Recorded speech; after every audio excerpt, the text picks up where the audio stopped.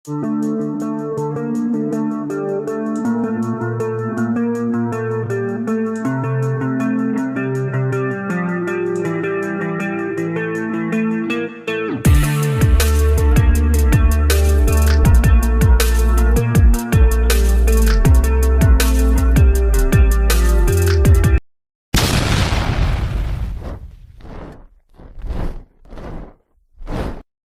awal film terlihat ada beberapa tahanan baru di sebuah penjara, dan salah satu di antara mereka adalah Ricky. Ricky dipenjara karena ia membela pacarnya saat hendak dibunuh dan hendak dilecehkan. Tapi tanpa sengaja ia membunuh pelaku pembunuhan dan pelecehan itu. Kemudian Ricky pun dibawa masuk ke area penjara. Tetapi saat ingin masuk, tiba-tiba alat pendeteksi berbunyi yang membuat para sipir kebingungan. Karena Ricky sama sekali tidak membawa benda apapun. Akhirnya mereka pun langsung memeriksanya, dan siapa sangka di badannya ada beberapa peluru yang bersarang. Sang sipir pun bertanya mengapa ia tidak mengeluarkan peluru-peluru itu. Dengan santai Ricky pun menjawab jika itu merupakan kenang-kenangan bagi dirinya. Hari pun berganti. Saat salah satu bapak-bapak penghuni penjara itu sedang menggosok gigi, tiba-tiba ia didatangi oleh preman penjara itu yang bernama Samuel, dan tanpa sepatah kata pun ia langsung menghajar bapak-bapak itu. Ternyata para napi lain memang sering mengganggunya karena sebentar lagi ia akan bebas dari penjara itu. Sehingga si bapak pun juga pasrah, yang penting adalah dia bisa bebas. Untung aja nggak lama kemudian Ricky datang dan langsung... Anak buahnya sangat tidak terima dengan perbuatan Ricky yang merupakan anak baru di penjara itu. Tapi saat melihat wajah Ricky yang sangat marah, ia pun mengurungkan niatnya. Beberapa hari telah berlalu, tapi bapak-bapak tadi tidak juga kunjung dibebaskan. Ternyata para sipir di sana tidak berani membebaskan bapak-bapak itu jika belum mendapat izin dari napi yang berkuasa di penjara itu. Dan malam harinya tanpa diduga si bapak-bapak tadi memutuskan untuk mengakhiri hidupnya karena ia sudah tidak tahan dengan semua yang ia alami selama di penjara. Ricky pun mengetahui hal itu dan juga sangat merasa sedih. Ia yakin ada sesuatu yang salah di dalam penjara ini, lalu meluapkan emosinya.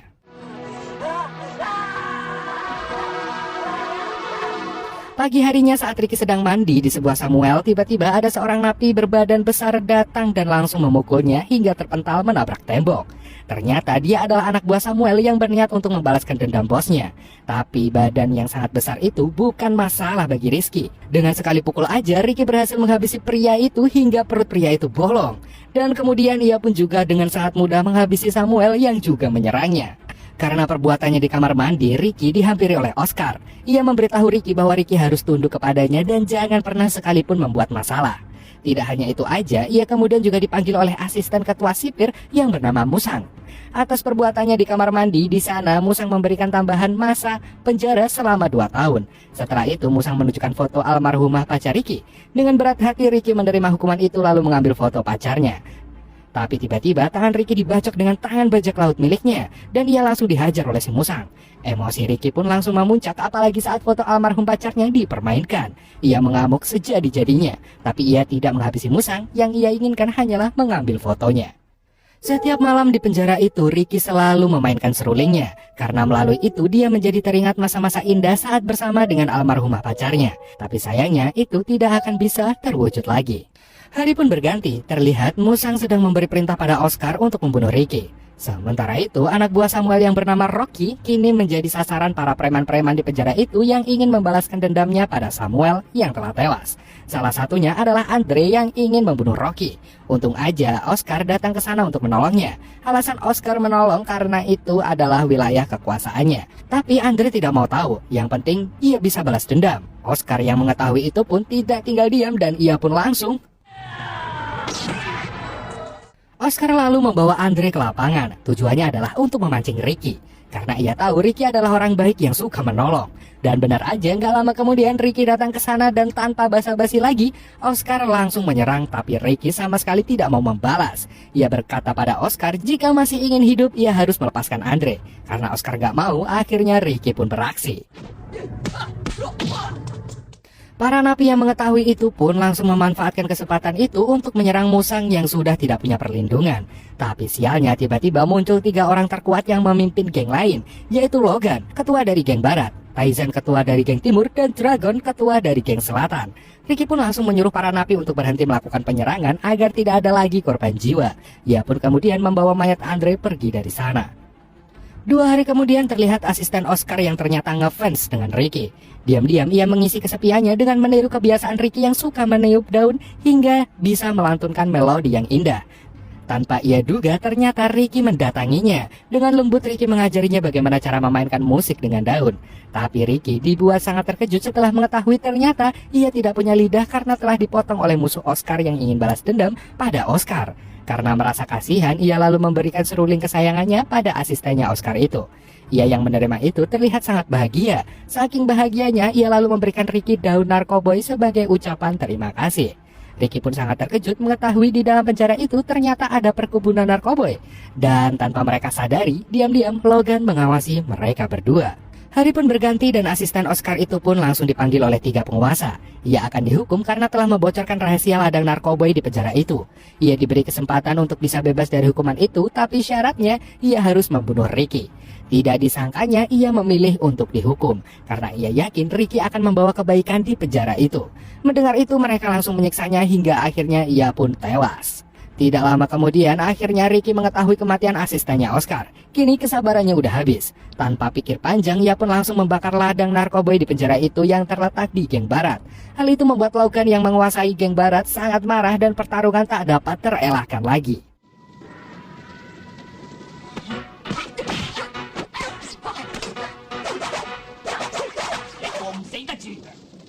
Ricky dibawa ke sebuah ruangan oleh Taizan karena ia ingin menghabisi Ricky dengan tangannya sendiri. Tapi baru aja mereka mulai duel, tiba-tiba ada semen yang masuk ke ruangan itu hingga membuat Ricky dan Taizan tenggelam. Untung aja Ricky masih bisa lolos dari tempat itu dan bahkan ia juga menyelamatkan Taizan.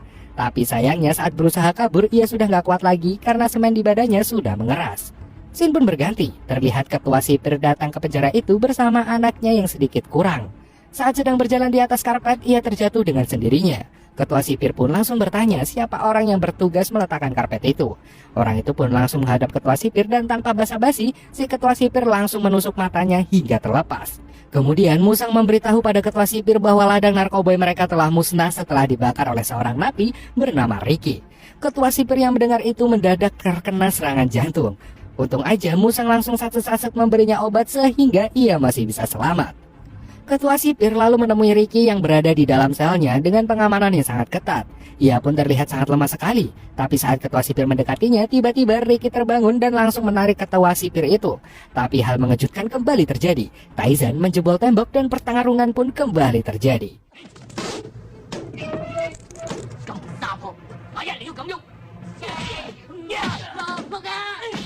Tiba-tiba atap di atas mereka yang terbuat dari baja turun ke bawah. Ricky dengan sekuat tenaga berusaha untuk menahannya.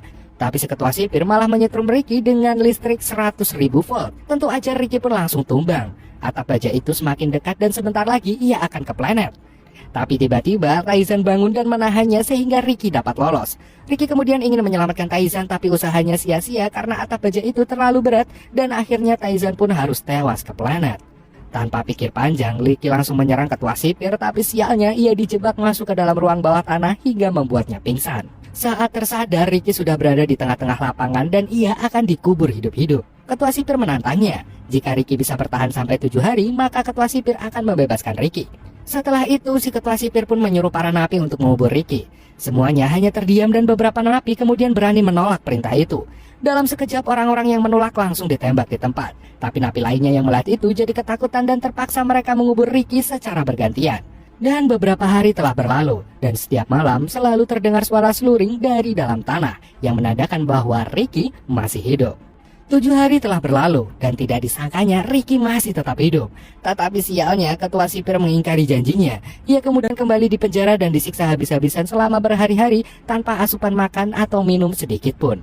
Hingga suatu hari diam-diam ada salah satu napi yang memberinya makan. Tapi sialnya ternyata Rocky melihat hal itu dan napi yang berniat baik itu pun akhirnya harus kehilangan nyawanya. Setelah itu Musang dan Rocky masuk ke sel Ricky untuk mengecek kondisinya. Tapi saat masuk Ricky gak ada di sana. Dan ternyata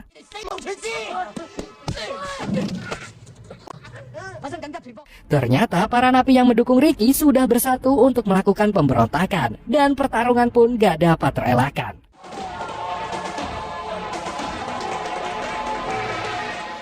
Musang yang ketakutan lalu kabur mencari perlindungan pada ketua sipir. Tapi ternyata si ketua sipir merasa kecewa dengannya yang sudah tidak berguna dan ia pun langsung. Di saat yang bersamaan, Logan dan Dragon datang ke sana untuk melawan Ricky. Tapi dengan mudahnya, Ricky yang terlalu OP bisa menghabisi mereka berdua. Kini yang tersisa hanya si ketua sipir. Ricky sudah siap menghabisinya dengan seluruh sisa-sisa tenaganya. Tapi tanpa diduga,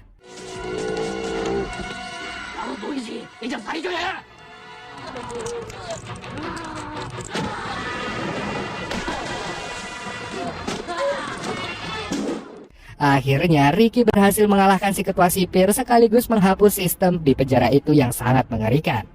Kemudian ia bergegas ke tembok penjara dan dengan sekali pukul ia bisa merobohkan tembok itu. Ricky dan para napi lain kini bisa bebas dari penjara yang mengerikan itu dan filmnya pun